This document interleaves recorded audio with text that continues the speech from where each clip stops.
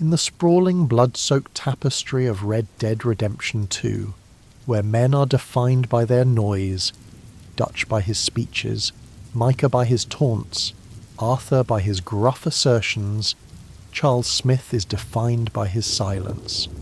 He is the quiet in the storm, the stillness in the chaos. Before we begin, I discovered that 99% of you watching haven't subscribed to the channel. Please do. It really helps out and takes a lot of time to make these videos. Without further ado, let's begin. To simply call him a gang member is a disservice to the profound, aching complexity of his existence.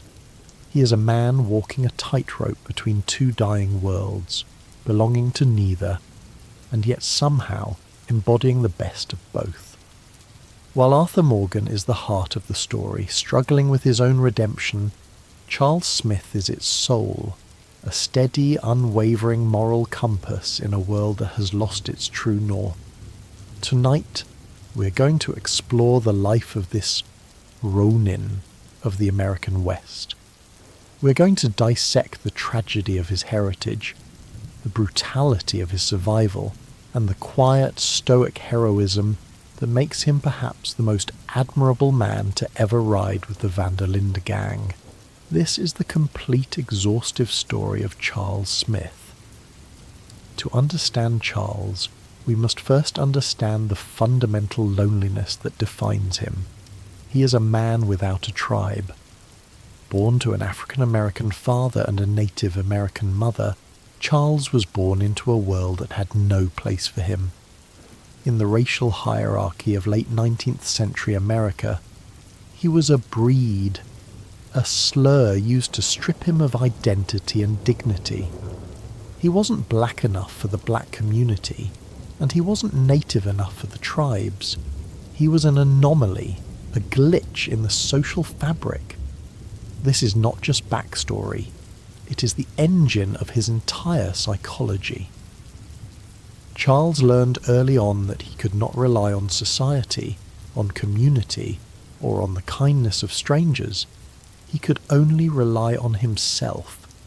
This forged a self-sufficiency that borders on the supernatural. When we meet him in the game, he is a master tracker, a lethal hunter, and a warrior of terrifying efficiency. These aren't just skills he picked up. They are the calluses formed over a lifetime of solitude. His father was a freedman, a man who had likely known the chains of slavery and sought to build a life of dignity in a country that resented his freedom. His mother was a Native American woman, likely from a tribe already being crushed under the boot of expansion. Their union was an act of defiance, a desperate grasp for love in a hateful world. But love, as Charles would learn, is rarely enough to stop the tide of history. The details of his early childhood are sparse, revealed only in quiet campfire conversations, but we know that the army took his mother. The army took her, he says, a simple sentence that hides a universe of pain. It implies capture, displacement, perhaps death. His father fell into a deep depression, a hollow shell of a man who eventually drank himself to death.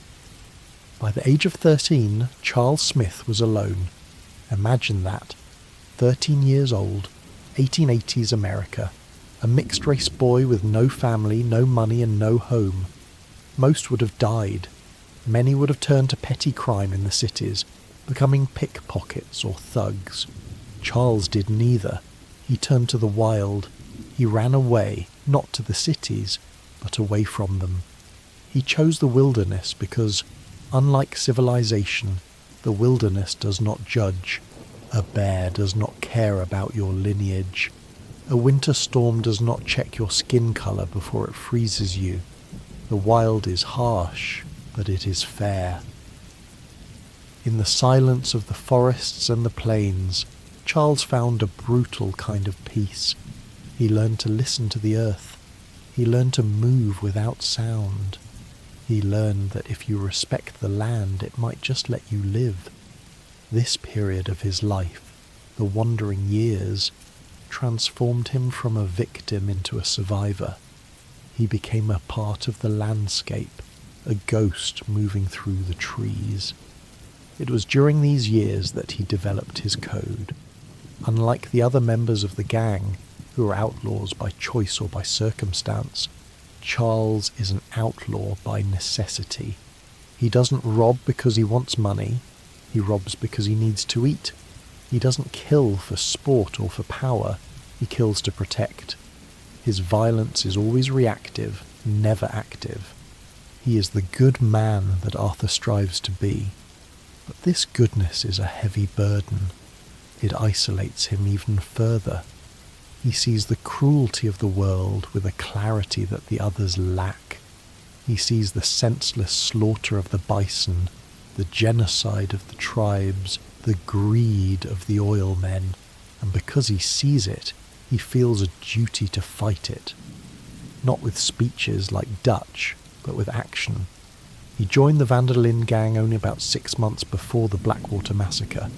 This is a crucial detail. He is a newcomer. He doesn't share the decades of history that Arthur, John and Hosea have. He wasn't raised by Dutch.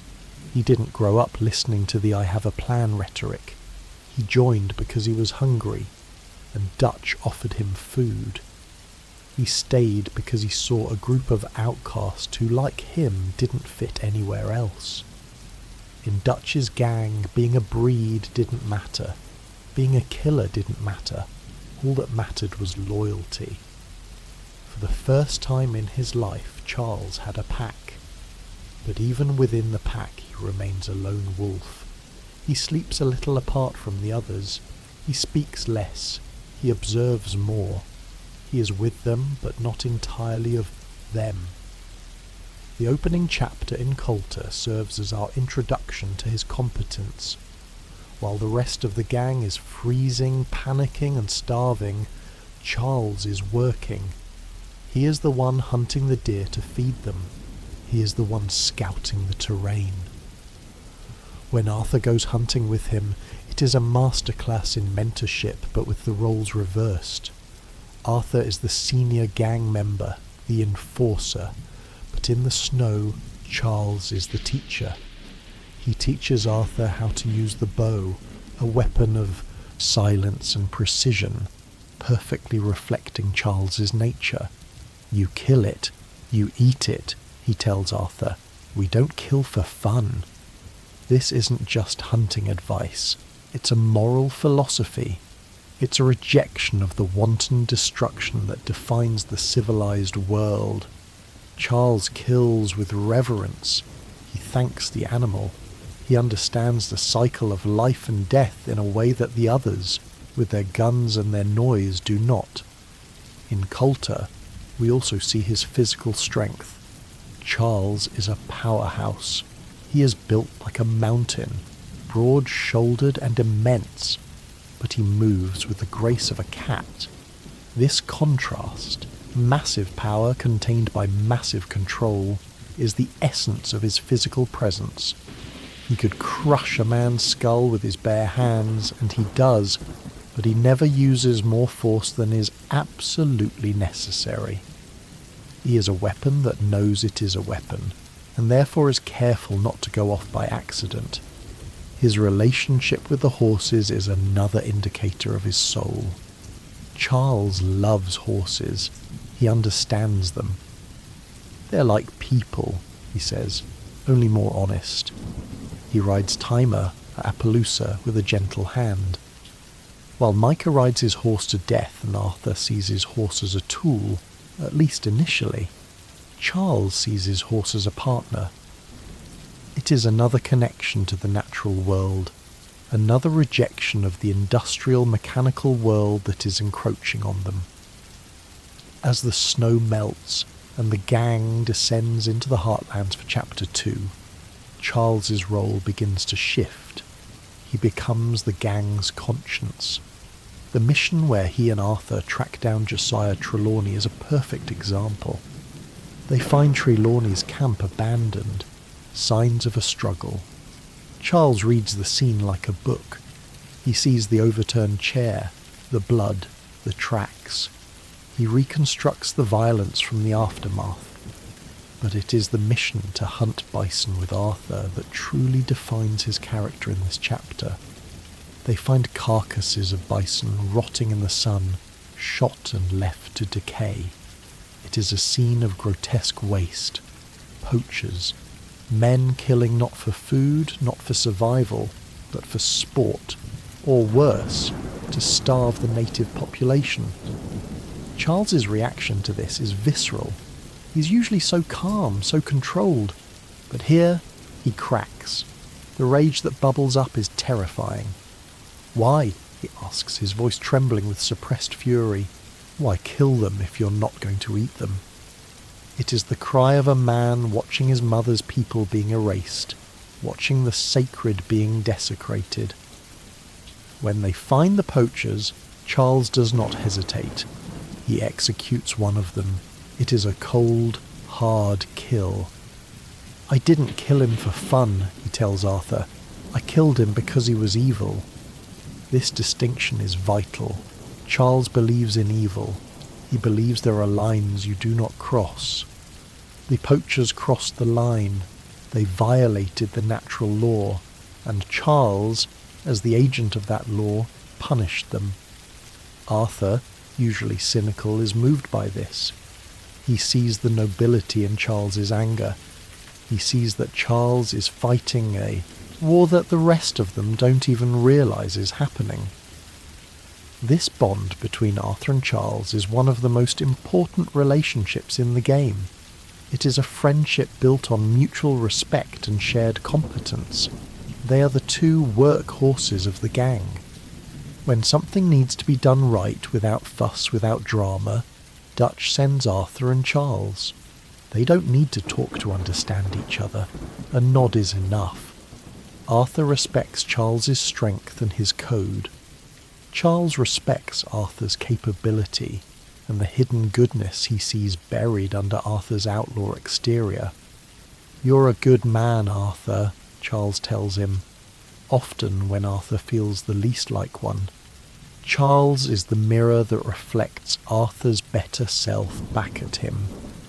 He is the one who tells Arthur that redemption is possible, not through words, but by example. Throughout the Horseshoe Overlook chapter, Charles is often found guarding the camp, sitting by the fire working on arrows or tending to the horses. He is a stabilizing presence. When tensions rise between Dutch and the others, Charles is the neutral ground. He doesn't get involved in the petty squabbles. He doesn't take sides in the ego wars. He just does his job, but he is watching. He sees Dutch's unravelling long before the others do. He sees the cracks in the mask. He notices the way Dutch talks about the natives as tools to be used. He notices the way Dutch's eyes shine a little too bright when he talks about chaos. Charles stays because he has nowhere else to go, and because he feels a responsibility to the women and children, but his loyalty is not blind. It is conditional. He is loyal to the people, not the leader. As the gang moves to Clemen's Point in Chapter 3, the heat and the humidity of Lemoyne seem to weigh on everyone. But Charles adapts. He is a chameleon. He helps Trelawney with the stagecoach robbery, playing the part of the hired help to get close to the target. He endures the racism of the South with a stoic jaw. When they walk through roads, he keeps his head down, not out of fear, but out of strategy. He knows that a reaction is what they want. He denies them that satisfaction. But make no mistake, he is cataloguing every insult. He is remembering every face. The assault on Shady Belle is another showcase of his tactical brilliance. He clears the rooms with a shotgun, moving like a wraith. He doesn't glory in the violence like Sadie does. He doesn't treat it as a game like Micah does. He treats it as work. Dirty, necessary work. He clears the house so the family can have a roof over their heads. That is his motivation. Shelter, safety, protection. He is the guardian at the gate. But it is in Chapter 4, in the sprawling industrial nightmare of Saint Denis, that Charles faces his greatest test yet. The city is everything he hates. It is loud, dirty, crowded and corrupt. It is the antithesis of the wild. Yet he navigates it. He helps Arthur with the underground boxing ring, proving he can handle himself in a fistfight just as well as a gunfight. He throws the fight to help the gang make money, swallowing his pride for the greater good. But the bank robbery changes everything. The Saint Denis bank heist is the turning point of the entire game. It is the moment the dream dies. Hosea is killed. Lenny is killed. The law is closing in on all sides. They are trapped. In the chaos, amidst the gunfire and the screaming, Charles makes a choice that defines him. He sees that they cannot all escape. The Pinkertons are too many. The path is blocked. Someone has to stay behind. Someone has to draw the fire. "Go! I'll hold them off," he shouts. He doesn't wait for a vote. He doesn't ask for permission. He acts. He creates a distraction, drawing the entire force of the Saint Denis Police Department upon himself so that Dutch, Arthur and the others can slip away. It is a suicide mission. By all logic, he should die there.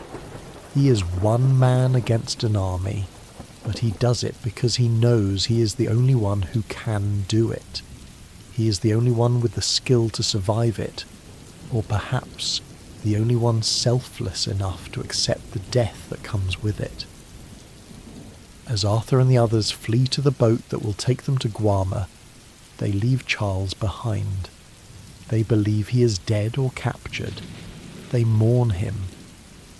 But Charles Smith is not so easily broken. While the kings of the gang are shipwrecked on a tropical island playing revolutionary, Charles is back in America fighting a much harder war. He is alone again. The pack is gone. He is the lone wolf once more. But this time, he has a purpose. He has a family to protect. This begins the lost chapter of Charles Smith, the period of time while the main narrative follows Arthur in Guarma. We don't see this played out, but we hear about it, and we can reconstruct it. It is arguably Charles's finest hour. He manages to evade the Pinkertons in St. Denis, a feat that borders on the miraculous. He disappears into the shadows of the city, becoming invisible. Then he finds the others. He finds Sadie Adler. The partnership between Charles Smith and Sadie Adler during this time is one of the great untold stories of the game. They are opposites in many ways. Sadie is fire, rage, and noise. Charles is earth, calm, and silence. But they are united by a single, burning purpose: save the family. With the heavy hitters gone, it falls to the widow and the Ronin to hold the crumbling pieces of the gang together. They move the women, the children, and the infirm Uncle Swanson Strauss out of the city. They navigate the swamps of Lemoyne, dodging alligators and bounty hunters. They find Lacaille. Charles becomes the de facto leader, or perhaps the co-leader with Sadie. He hunts to feed them. He stands guard all night. He comforts a terrified Jack. He keeps Abigail from falling apart. He buries the bodies of those who don't make it. He carries the weight of the entire world on his shoulders, and he never complains. Not once. When Arthur finally returns from Guarma, haggard and dying, he finds the gang alive, and he finds Charles standing guard. The look of relief on Charles's face when he sees Arthur is heartbreaking. It's the relief of a man who has been holding up the sky for weeks and can finally let his arms drop for a moment. "I thought you were dead," Charles says. and for the first time we hear a crack in his voice. He was grieving. He thought he was the last one left. The reunion at Lakay is brief, however. The Pinkertons attack almost immediately, and once again, Charles is in the thick of it. He fights with a renewed ferocity. He isn't just fighting for himself anymore. He is fighting for the brothers he thought he lost. He mows down Pinkertons with a Gatling gun, his face a mask of grim determination. He has kept this family alive through hell and high water, and he will be damned if he lets Agent Milton take them now. This period cements Charles's status in the gang. He is no longer the new guy. He is the saviour. Even Dutch, in his growing madness, has to acknowledge what Charles did. But Charles doesn't want praise. He doesn't want a medal. He just wants them to be safe. And as they move to the damp, dark cave of Beaver Hollow, Charles knows that safety is a lie. He knows the end is coming, and he prepares himself to face it with the same quiet dignity he has lived his entire life. But to fully grasp the weight of that ending, we must walk the path that led there. We must examine the journey step by step, bullet by bullet. Let us return to the beginning, to the snow. The game begins in a blizzard, a chaotic, blinding whiteness that obscures everything. This is fitting, for it mirrors the state of the gang, lost, cold, and blind to their future. In these opening hours, Charles Smith is a figure in the periphery, but a vital one. While Dutch paces and gives speeches to keep morale up, Charles is out in the storm. He is the one finding the path. He is the one scouting for food. There is a quiet moment in the mining camp of Coulter where we see Charles tending to the horses. The wind is howling, the temperature is deadly, but Charles is calm.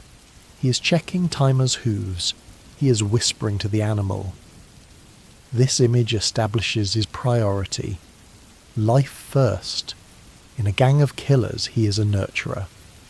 The first real mission we undertake with Charles is the aftermath of Genesis. The title itself is biblical, suggesting a new beginning born of destruction. Arthur and Charles go hunting. The gang is starving. Pearson has nothing to cook. Dutch sends his two best men. Note the pairing. Dutch doesn't send Micah, who is reckless, or Bill, who is loud. He sends Arthur and Charles. He knows that if anyone can wrestle life from this frozen wasteland, it is them. As they ride out, the dialogue is sparse but heavy with meaning. Charles talks about his hand. He injured it recently. "It's fine," he says, dismissing the word pain. This is our first clue to his stoicism. He does not complain. He endures. They track deer through the deep snow.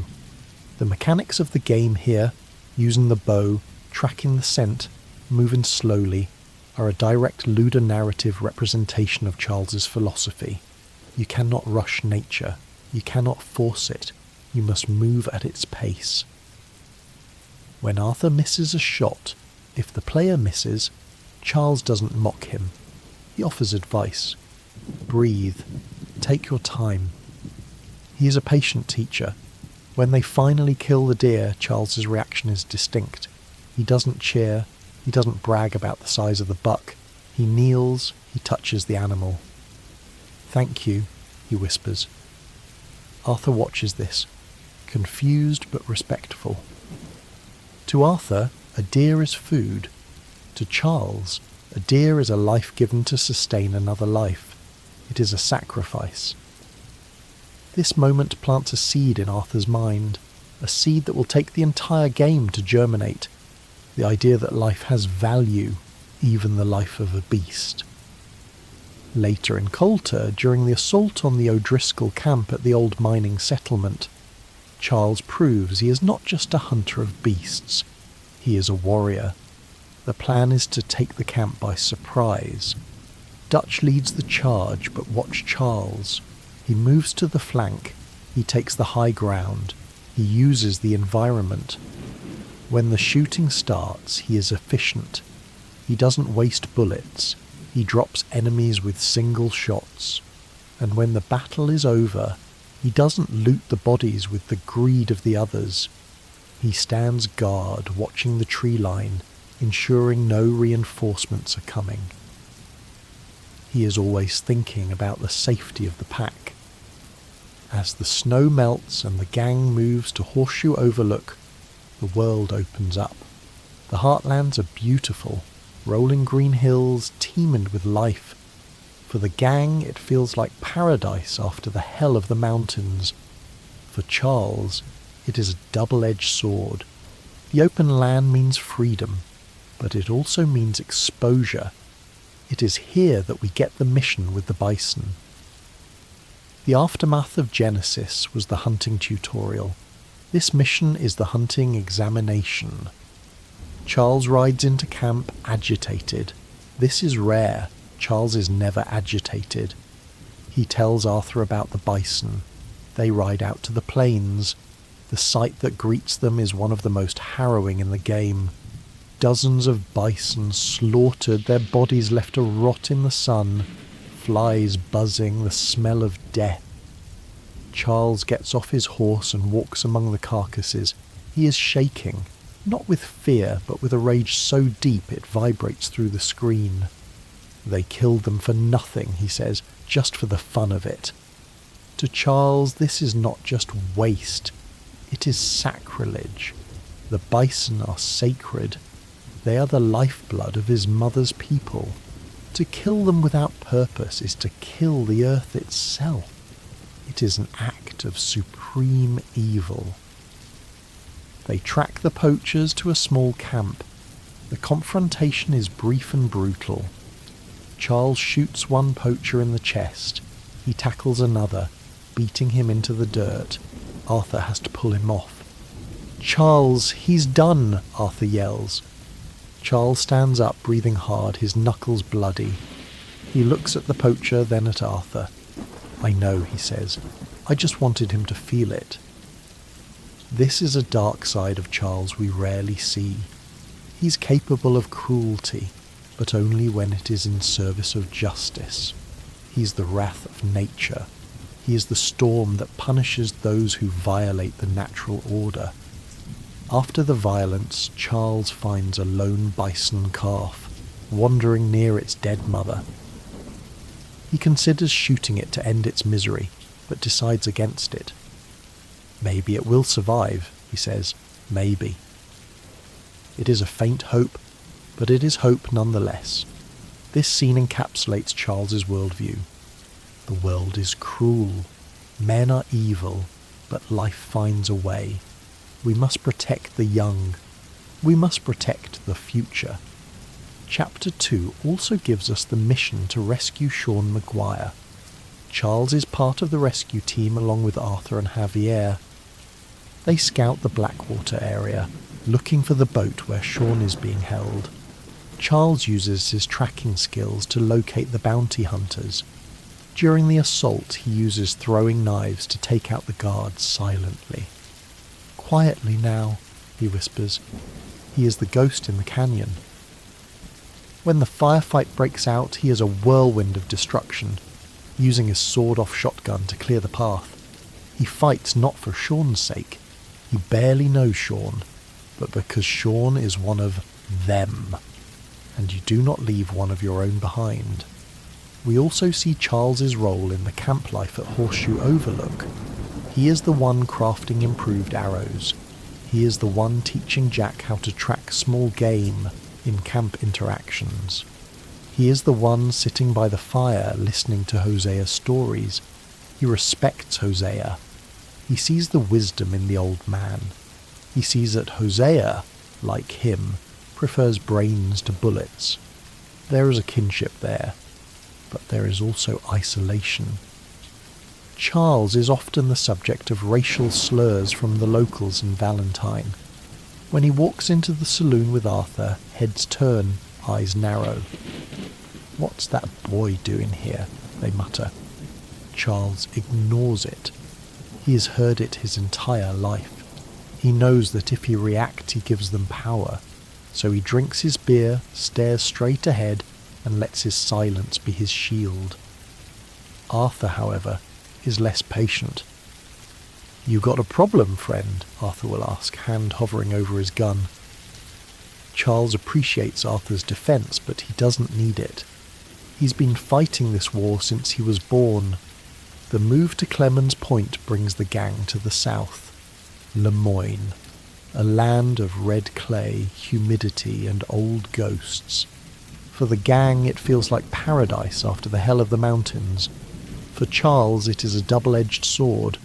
The open land means freedom, but it also means exposure.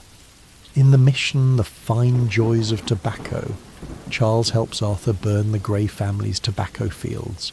It is a mission of sabotage. Charles is hesitant about the deception, playing both sides of the Grey-Braithwaite feud, but he follows orders. He understands the strategic necessity.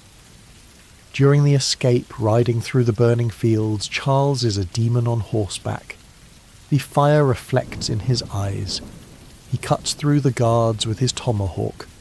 It is a visceral, violent sequence, but the most telling moment in Chapter 3 is the kidnapping of Jack Marston.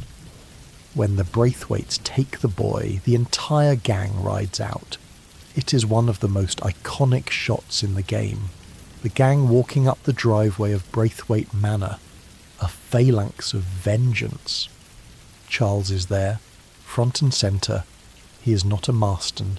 Jack is not his son. But Jack is a child. And you do not touch the children. During the assault on the manor, Charles is ferocious. He breaches the door, he clears the hallway, he is shouting, calling out targets. "Upstairs! Left side!" He's a soldier in that moment, a soldier fighting for the innocent. When they drag Catherine Braithwaite out of her burning home, Charles watches her with cold detachment. He feels no pity for her. She took a child. She forfeited her right to mercy. The subsequent move to Shady Belle involves clearing out the Lemoyne raiders who are squatting there.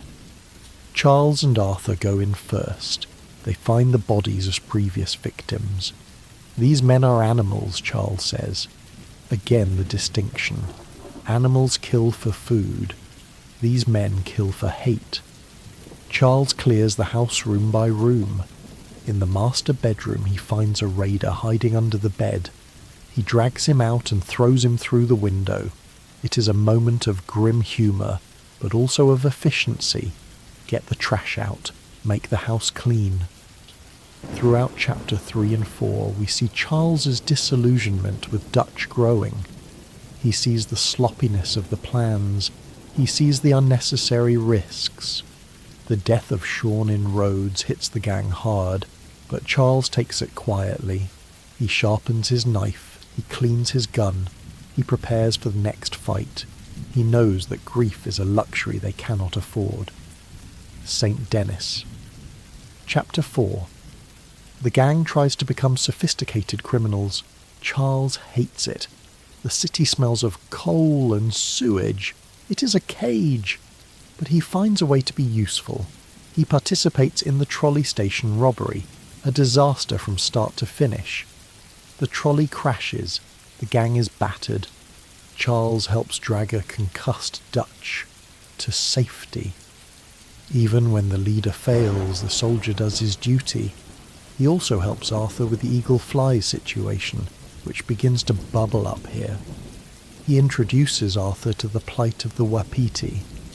This is the beginning of Charles's true arc, his return to his roots.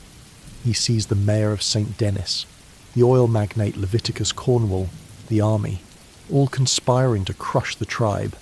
Charles cannot stand by. He drags Arthur into it. "We have to help them," he says. Not we should. We have to. It is a moral imperative. And then the bank job. We touched on it in the introduction, but let us look closer. The plan is bad. Everyone knows it. Hosea knows it. Arthur knows it, but Dutch insists. When the Pinkertons arrive, it is a slaughter. Hosea is executed in the street. The gang is pinned down. Charles is separated from the main group. He could have run. He could have slipped into an alley and disappeared. He has the skills. He could have been halfway to Canada by nightfall, but he sees Arthur and Dutch trapped. He sees the path blocked, and he makes the choice. He steps out into the open. He fires into the air. He draws the gaze of every Pinkerton agent in the block. "Over here! Come and get me!" he roars. It is a roar of defiance. It is the roar of a bear protecting its cubs.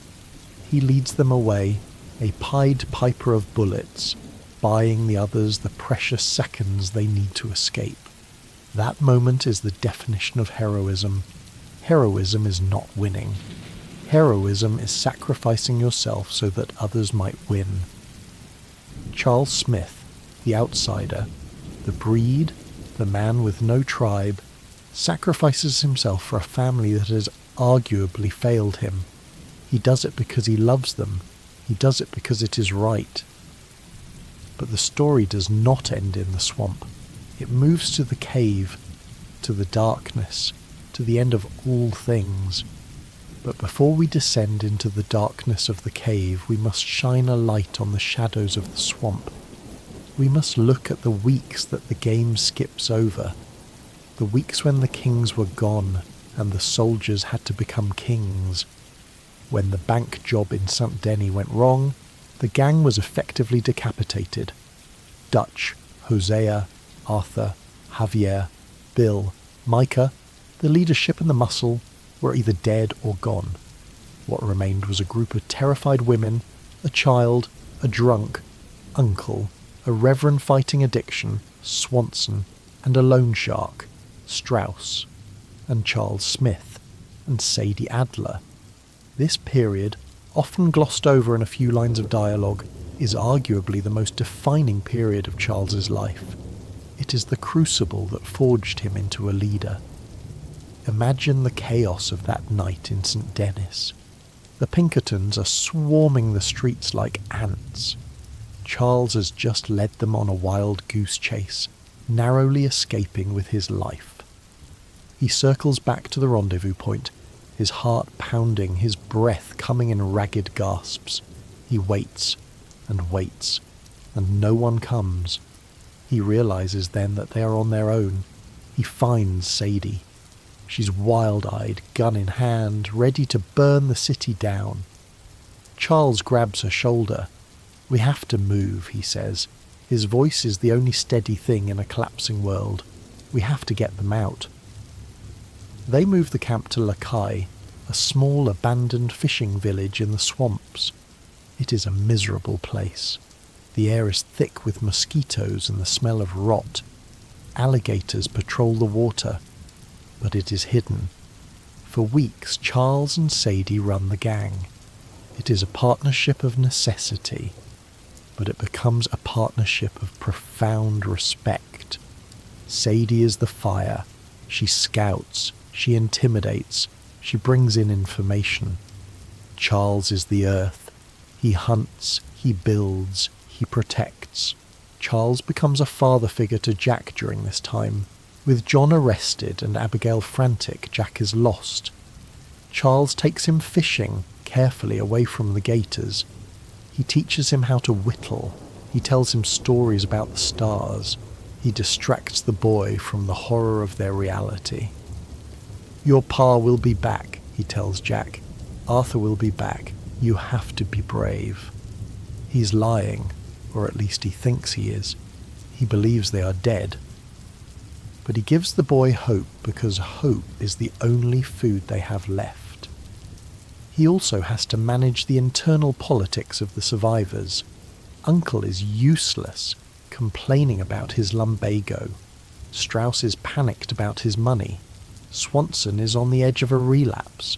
Charles manages them all with a quiet, terrifying authority. He doesn't yell. He just stares. When Charles Smith stares at you, you shut up and do what you're told. He hunts the night folk. The swamps are haunted by these silent killers. Charles tracks them. He finds their traps and disarms them. He kills them before they can get close to the camp. He becomes the monster that scares the monsters. He sleeps in short bursts, his hand always on his knife. He loses weight, his eyes get darker, but he never breaks. One night, sitting by a small smokeless fire with Sadie, they talk, really talk. "Do you think they made it?" Sadie asks, cleaning her revolver. Charles looks at the fire. "I don't know, but if they didn't, it's just us now." "Just us," Sadie repeats. There is a bond formed in that moment that is stronger than blood. They are the last line of defence, the widow and the wolf, standing back to back against the world. When Arthur finally returns, walking out of the mist like a ghost, the relief that washes over Charles is immense. But notice his reaction. He doesn't cry. He doesn't hug Arthur immediately. He exhales. A long, deep exhale. It is the sound of a man putting down a burden he has carried for too long. "I knew you'd come back," he says. He didn't, but he needed to believe it. This interlude is crucial because it proves that Charles is not just a follower. He is a leader. He kept them alive.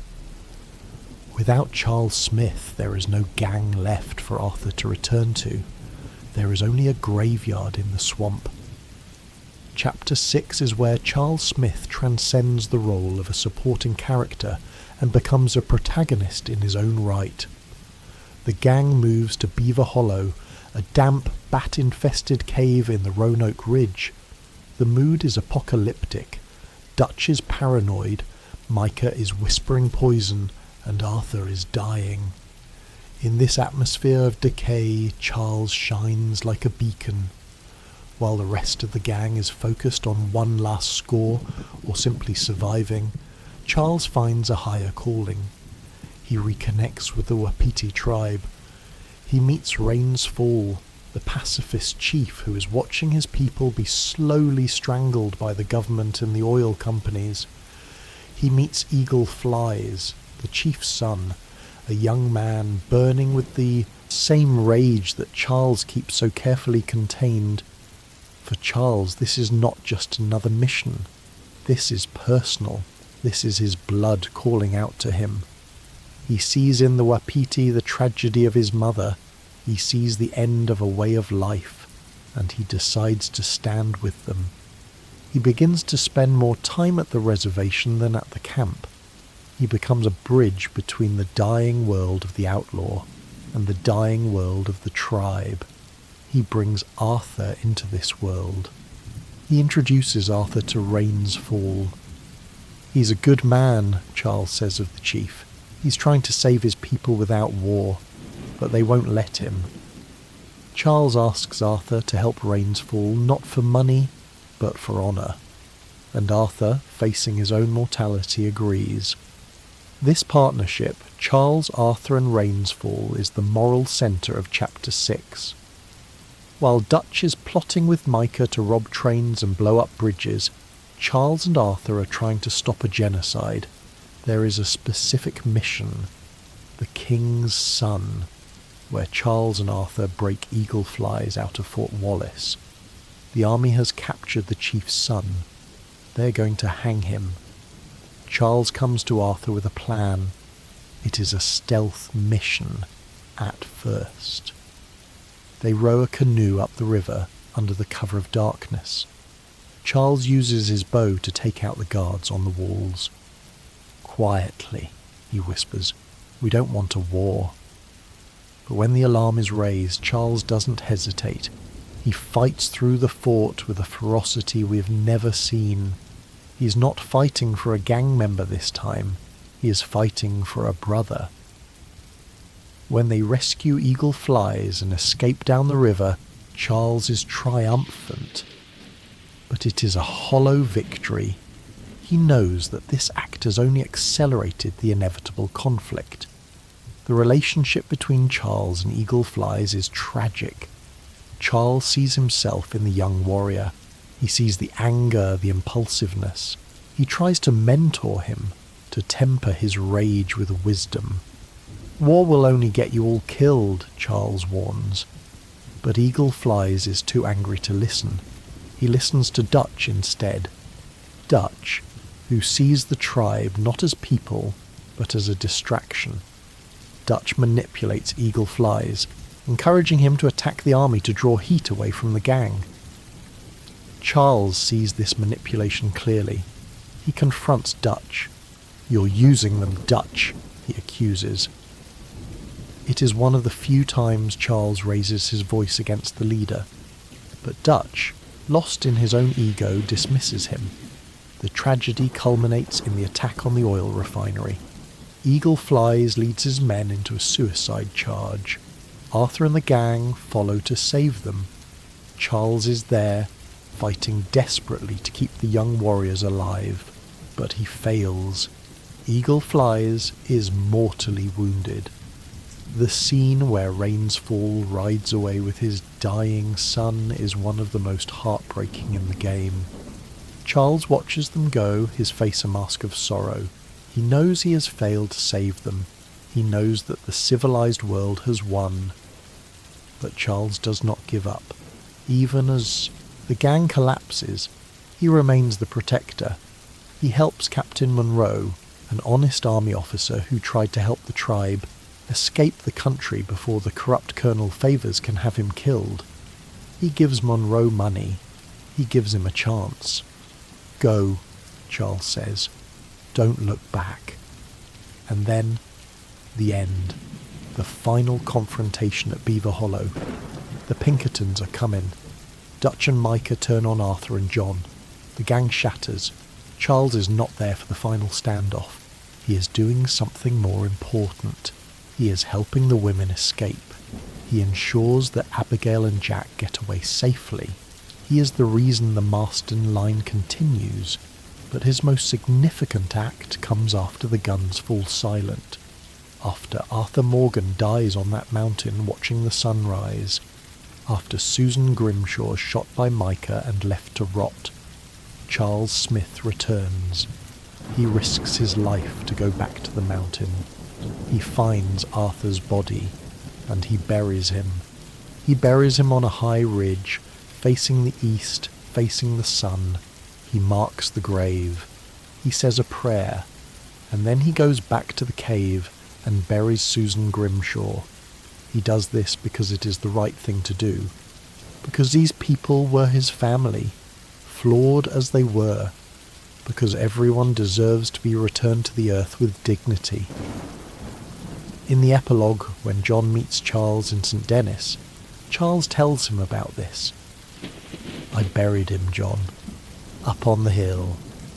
It is a moment of profound closure. Charles Smith, the man who walks in silence, performed the final rites for the man who tried to redeem himself. He closed the book on the Vanderlyn gang.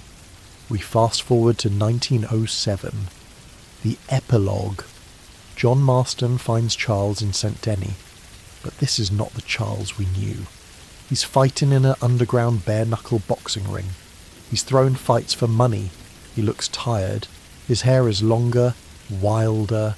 He has scars. Why is he doing this? Why is the noble warrior beating men to a pulp in a dirty cellar? It is a form of self-punishment. Charles feels the weight of his survival. He feels guilty that he lived when Arthur died, when Eagle Flies died. He is punishing himself for failing to save them. He is letting the world beat him because he feels he deserves it. "I'm just trying to get enough money to leave," he tells John. But we know it's more than that. He is lost. The pack is gone. The tribe is gone. He is drifting. John pulls him out of the pit. He asks Charles to help him build a home, Beecher's Hope. And Charles agrees, not for the money, but because John is the last link to the past, the last brother. The scenes of Charles and John building the ranch are some of the warmest in the game. We see Charles hammering nails, lifting beams. We see him laughing with Uncle. We see a glimpse of the life he could have had if the world were different. A simple life, a life of honest work. He builds the house that Jack will grow up in. He builds the barn where John will eventually die. He is building a future for someone else, knowing he cannot have one of his own. But the violence is not done with him. The Skinner brothers, a gang of sadistic killers, are terrorizing the area. They kidnap Uncle. John and Charles ride out to save him. This mission is a reminder that Charles has not lost his edge. He tracks the Skinners to their camp. He fights with a terrifying brutality. He uses his bow, his knife, his fists. He kills them all. He saves Uncle, but he is wounded. He takes a shot to the side. It is a bad wound. For a moment, we fear the worst. Is this how Charles Smith dies? Bleeding out on a rock in tall trees? No, he's too tough for that. He survives. He heals. But the wound is a sign. It is time to go. He stays for John and Abigail's wedding. He stands by John's side as his best man, spiritually if not officially. He smiles. He sees them happy. And he knows his work is done. The family is safe. The house is built. The debt is paid. I'm going to Canada, he tells John, to find a wife. Maybe start a family of my own. It is a hopeful ending, but a bittersweet one. He is leaving. He is leaving the only friend he has left. He is riding north into the snow just as he came out of it in Chapter 1. The circle is complete, but the narrative is only the skeleton. To understand the man, we must look at the blood and the muscle. We must analyze the philosophy that drives him. But the story is not just about the big moments. It is about the small ones, the moments between the gunfights. There is a saying among the Lakota that a horse is a mirror to your soul. If you are angry, the horse is angry. If you are afraid, the horse is afraid. Charles Smith is the only member of the gang whose soul is still enough to truly commune with these animals. Watch him in the camp. While the others are drinking or playing poker, Charles is often at the hitching post. He is brushing Timer. He's checking her shoes. He talks to her in a low rhythmic voice. We never hear exactly what he says, but the tone is one of reverence. To Charles, a horse is not a vehicle. It is a partner. It is a life that has entrusted itself to him. This relationship extends to all horses. When the gang steals horses, which they do often, Charles is the one who calms them. He is the horse whisperer. There is a mechanic in the game where you can calm a spooked horse. Charles seems to have this ability maxed out by default. He understands that the horse is not acting out of malice, but out of fear. He meets that fear with patience. This is a sharp contrast to the others. Dutch rides a white Arabian, a symbol of status and vanity. He treats the horse like a throne. Micah rides a Baylock, a dark, mean-spirited horse that matches his rider. He treats the horse like a slave. Arthur treats his horse like a friend, but Charles treats his horse like kin. There is a profound moment in the epilogue where Charles talks about Timer. She was a good horse, he says. She never let me down. It is a simple eulogy, but it carries the weight of years of shared survival. In a world where every human eventually let him down, the horse never did. If you linger in the camp at night, you will hear conversations that reveal the hidden depths of Charles Smith. He is the gang's listener. He sits by the fire whittling an arrow and lets the others talk. He listens to Uncle's tall tales with a faint amused smile. He knows Uncle is a liar, but he also knows Uncle is lonely. He listens to Javier play the guitar. He appreciates the music.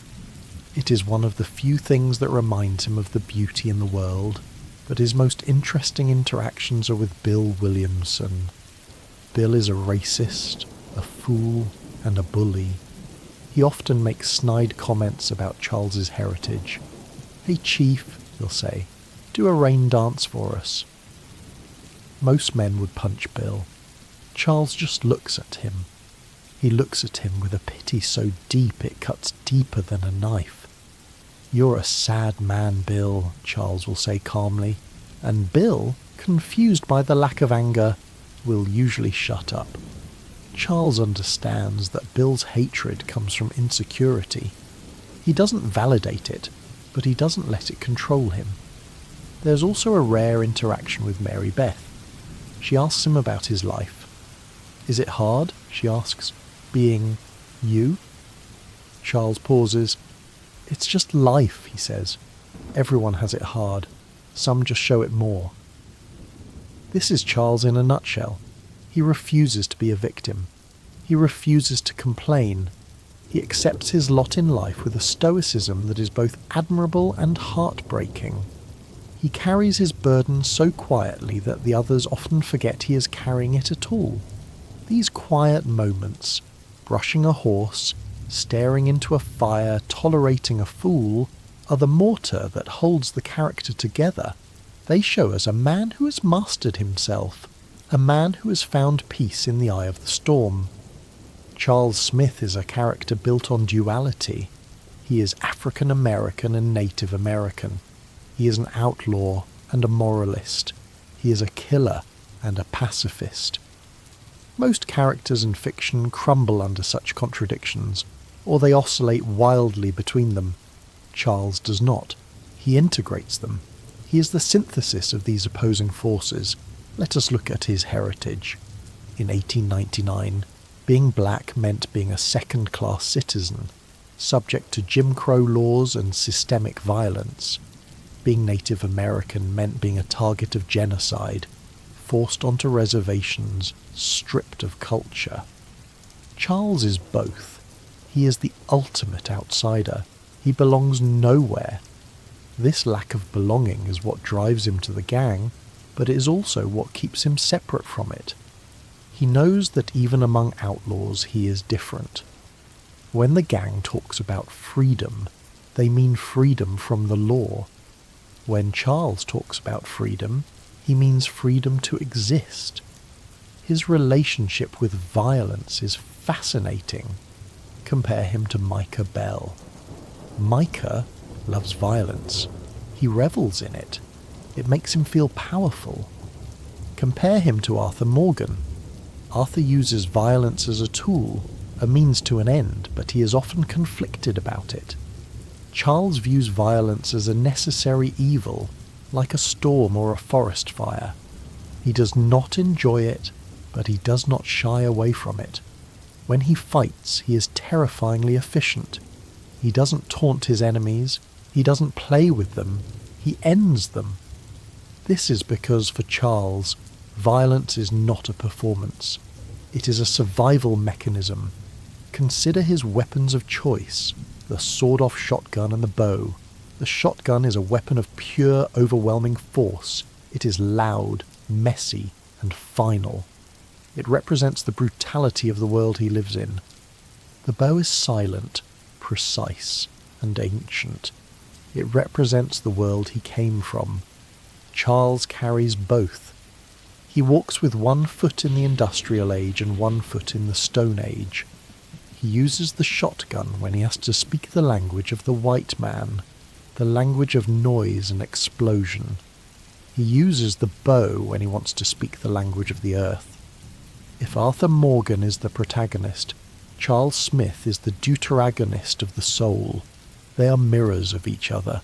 Arthur is a bad man trying to be good. Charles is a good man forced to do bad things. Arthur's journey is one of redemption. He starts low and climbs high. Charles's journey is one of endurance. He starts high, morally speaking, and manages to stay there despite the mud pulling him down. Arthur looks at Charles and sees the man he wishes he could be. Charles looks at Arthur and sees the man he's afraid of becoming, but also the man he loves. Their conversations are the philosophical backbone of the game. "We're not good men, Arthur," Charles says, but he says it without judgment. It is a statement of fact. He accepts their nature, but he also believes in their capacity for change. When Arthur is diagnosed with TB, it is Charles who offers the most comfort, not with empty platitudes, but with presence. He treats Arthur not as a dying man, but as a living one. We cannot talk about Charles without talking about history. Rockstar Games did an incredible job of weaving real historical trauma into his character, without making him a caricature. Charles represents the Buffalo Soldiers. Though he wasn't one, his father might have known them. He represents the displaced tribes. He represents the thousands of nameless, faceless men who built the West, but were written out of the history books. The Wapiti storyline is a direct parallel to the real-world tragedy of the Sioux and the Lakota. The character of Rainsfall is clearly inspired by Chief Joseph or Red Cloud. Eagle Flies is Crazy Horse. Charles is the witness to this history. Through his eyes, we see the lies of the government. We see the broken treaties. We see the oil derricks rising like tombstones over the prairie.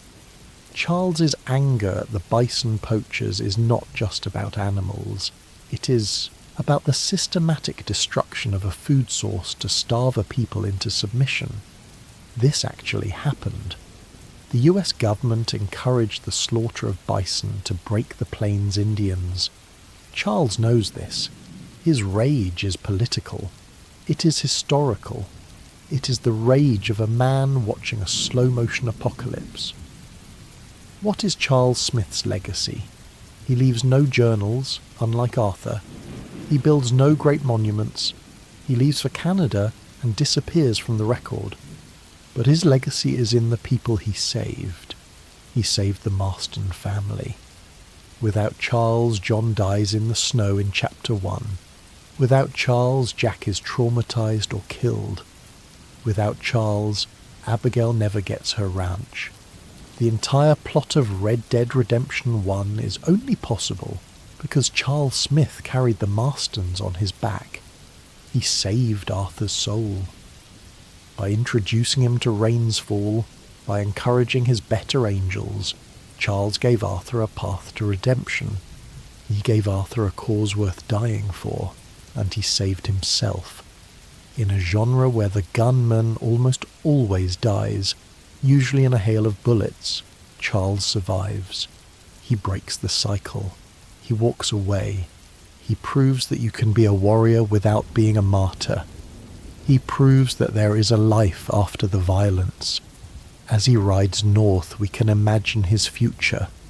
A cabin in the Yukon, a wife, children who know how to track a deer and how to read the wind, a life of quiet dignity. It is the ending he deserves. It is the ending he earned. Charles Smith is not just a character. He is a monument to the forgotten. He is a testament to the strength of the human spirit. He is the silence that speaks louder than words. But words matter. In a game with a script as dense as the Bible, the specific words chosen for Charles Smith reveal the architecture of his mind. Let us perform a forensic analysis of his most critical lines. I didn't kill him for fun. I killed him because he was evil. This line, delivered after executing the bison poacher, is the thesis statement of Charles's morality.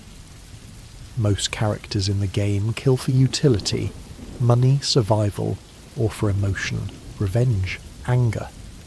Charles introduces a third category, killing for ethics. The use of the word evil is significant. It is a biblical word, an absolute word. In the moral relativism of the Wild West, where good and bad are often just matters of perspective, Charles draws a hard line. Evil exists. It is tangible. It is the wanton destruction of life. By labelling the poacher evil, Charles strips him of his humanity. He is not a man anymore. He He is a cancer that must be cut out. This line also separates Charles from the redemption arc of the other characters.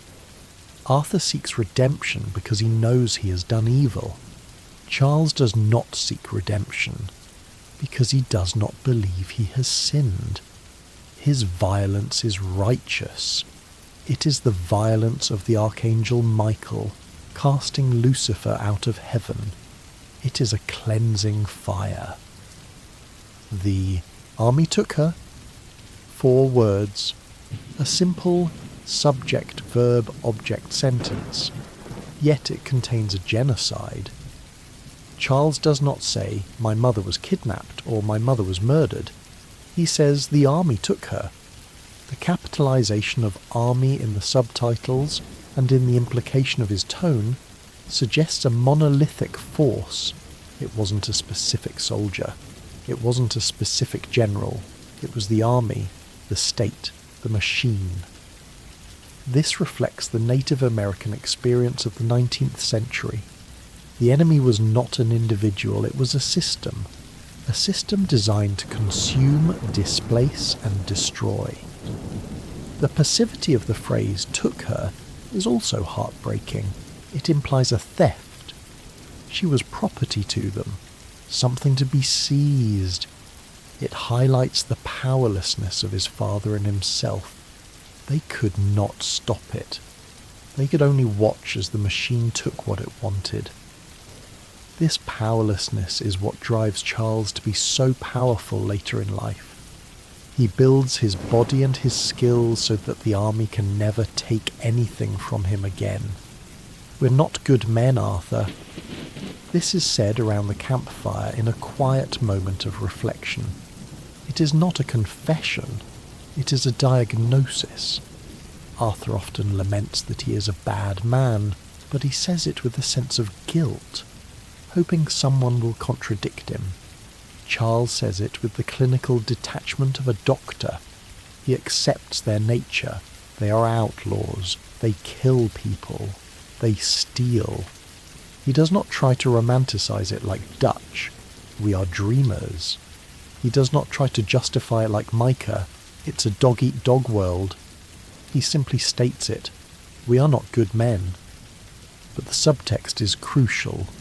We are not good men, but we can do good things. Charles separates being from doing. Their nature might be corrupted, but their actions can still be noble.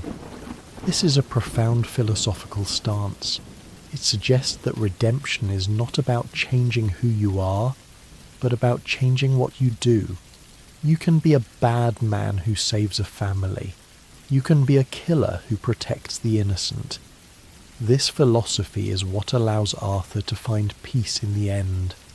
He accepts he's a bad man, but he decides to do one last good thing. I buried him, John. This line in the epilogue is the emotional climax of the game for many players. It is the closure we needed but didn't know we would get. The act of burial is deeply symbolic. It is the final act of care. It is the restoration of order. Arthur died in chaos, on a mountain surrounded by enemies. By burying him, Charles restores his dignity. He gives him a place, a marker. The fact that Charles went back, risking capture by the Pinkertons, risking death by the elements, speaks volumes. He didn't have to do it. Arthur was dead. It wouldn't help him. But Charles did it for himself, and for the memory of the friendship. He did it because Arthur deserved a rest. It also positions Charles as the keeper of the flame. He is the one who remembers. In a world that is trying to forget the Van der Linde gang, Charles ensures that Arthur Morgan is not forgotten. He is the historian of the heart. I'm going to Canada to find a wife, maybe start a family of my own. This is his final line, his exit from the stage. It is a rejection of the American dream. The American dream as presented in the game is a lie. It is built on blood and greed. Dutch chased it and went mad. John chased it and got shot. Charles rejects it. He leaves America entirely. He goes to Canada, a place that, in the mythology of the time and the game, represents a wilder, freer, perhaps purer land. He seeks a family, not a gang, not a tribe, a family. This is the ultimate victory. To survive the wars, the massacres, the betrayals, and to still have the capacity to love, to still want to bring life into the world. It is a defiance of the nihilism that consumes the other characters. Micah dies alone. Dutch dies alone. Charles rides off to find connection. In the end, the lone wolf wins by deciding not to be alone anymore. But to truly understand Charles Smith, we must step outside the game. We must look at him through the lens of myth. He is not just a cowboy. He is an archetype. But before we close the book on Charles Smith, we must examine the tools he used to write his story, and we must dare to imagine the chapters that were never written. Charles is synonymous with the bow. In a game dominated by the roar of revolvers and the crack of rifles, the bow is an anomaly. It is silent. It is slow. It requires strength and patience. It is the perfect weapon for Charles. The bow is not just a weapon, it is a philosophy. To use a bow effectively, you must be close to your target. You must understand the wind. You must understand the movement of the prey. It requires a connection to the world that a gun does not. A gun allows you to kill from a distance, detached and impersonal. A bow forces intimacy. Charles crafts his own arrows. We see him doing it by the fire. He selects the wood, fletches the feathers, sharpens the stone or metal points. This is a ritual. It connects him to his ancestors. Every arrow he fires is a prayer. Every hit is a testament to his skill. When he uses the bow to take out a guard silently, it is not just a tactical choice. It is an aesthetic one. He's removing an obstacle without disturbing the peace of the night. If the bow is his soul, the sawed-off shotgun is his rage. Charles carries a sawed-off shotgun in his offhand holster. It is a brutal, ugly weapon. It has no range. It has no finesse. It is designed for one thing: close quarters devastation. When Charles draws the shotgun, it means negotiations are over. It means the time for silence has passed. It represents the other side of his duality, the side that has been hardened by a cruel world. He uses it when he is cornered, when he is protecting someone, when the civilized world tries to crush him. The sound of his shotgun is the sound of the earth cracking open. It is the roar of the bear. Charles is also a master of the tomahawk, a throwing axe. This is a weapon of pure skill. To hit a moving target with a spinning axe requires a level of spatial awareness that borders on the supernatural. Charles uses it with terrifying casualness. He'll be in the middle of a firefight, run out of ammo, and simply hurl an axe into a man's chest. It is visceral. It is primal. It is a reminder that before he was a gunman, he was a warrior. The game ends with Charles riding north, to Canada, to find a family. Rockstar leaves his fate ambiguous, but based on who he is, we can imagine his future. Imagine him crossing the border. The air gets colder, the trees get thicker. He leaves the industrializing United States behind. He leaves the Pinkertons, the oil fields, the cities. He finds a place in the Yukon or British Columbia, a place where the mountains touch the sky. He builds a cabin, not a ranch like John's, but a simple shelter. He hunts, he trades furs, he meets a woman. Perhaps she's First Nations. Perhaps she's a settler who, like him, wanted to escape the world. They fall in love not with grand gestures, but with quiet understanding. They have children. Charles teaches his son how to track a wolf. He teaches his daughter how to listen to the wind. He tells them stories, not stories about bank robberies or train heists. He tells them stories about a man named Arthur who saved his life. He tells them stories about a chief named Rainsfall who tried to save his people. He grows old. His scars fade, but they never disappear. He still wakes up in the middle of the night, reaching for a knife that isn't there. The trauma of the gang never truly leaves him. But he learns to live with it. He learns to let the silence of the mountains drown out the noise of his past, and when he finally dies, many years later, he dies in his bed, surrounded by family. He dies as a free man. The army never took him. The Pinkertons never caught him. The West never broke him. He won. Charles is the quintessential Ronin. In Japanese feudal history, a Ronin was a samurai without a master. They were wanderers, often mercenaries, but the best of them adhered to a strict personal code, Bushido, even when society rejected them. Charles fits this mold perfectly. He has no master. He follows Dutch, but only as long as Dutch follows the code. He wanders the land. He is a master of violence. But unlike the bandit who kills for gain, the Ronin kills for honour. Charles's Bushido is his respect for nature and the innocent. He is a warrior poet finding beauty in the flight of an arrow even as he uses it to kill. In fantasy literature, think Aragorn from Lord of the Rings. The ranger is a figure who lives on the edges of civilization. They protect the cities from the monsters in the wild, even though the people in the cities distrust them. Charles is a ranger. He protects the gang, his city, from the Pinkertons and O'Driscolls, the monsters. He's comfortable in the wild in a way that the others are not. He can track a falcon on a cloudy day. He can move without sound. He is the shield that guards the realms of men, even if those men do not appreciate him. This might seem like a stretch for an outlaw, but hear me out. A paladin is a holy warrior. They are fueled by a divine cause. Charles's cause is not a god, but the earth itself. He is a paladin of nature. When he kills the poachers, it is an act of holy retribution. When he helps the Wapiti, it is a crusade. He is the most religious character in the game, if we define religion as a strict adherence to a higher moral law. So, why does Charles Smith matter?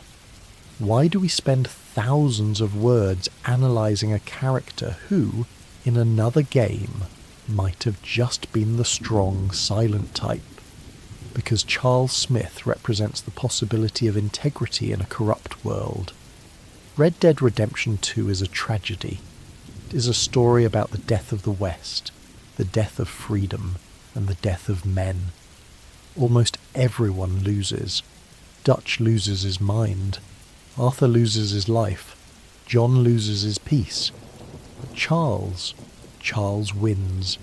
He wins not because he defeats the Pinkertons, though he does. He wins not because he gets rich. He doesn't. He wins because he never compromises his soul. He walks through the fire of the Van der Linde gang and comes out unburned. He sees the madness of Dutch and rejects it. He sees the cruelty of Micah and fights it. He sees the despair of Arthur and heals it. He is the unshakable rock in a sea of chaos. In the end, Charles Smith is the answer to the question the game poses. Can a bad man be good? The answer is no. A bad man cannot be good. But a man who does bad things can choose to be good. Every single day, with every arrow he fires, with every horse he calms, with every friend he buries, Charles Smith chose to be good. And in the brutal, bloody world of Red Dead Redemption 2, that is the greatest victory of all. End of story. End of